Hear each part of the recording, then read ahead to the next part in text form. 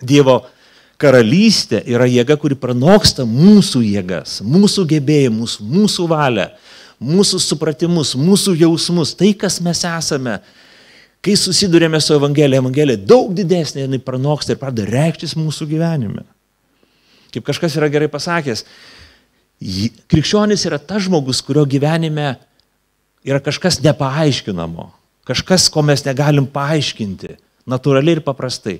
Jis iš to šeimos, jisai taip išsilavinęs, jis turi tokius dalykus, jis turi tokius gebėjimus ir dovanas, viskas labai natūralu.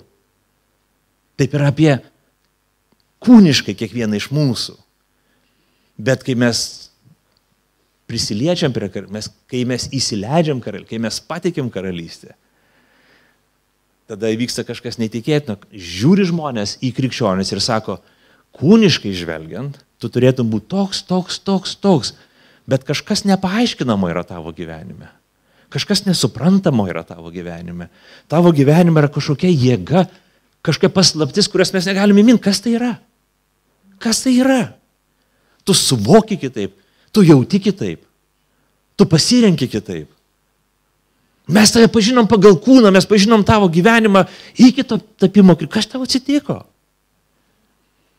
Dievo jėga atėjo į to žmogaus gyvenimą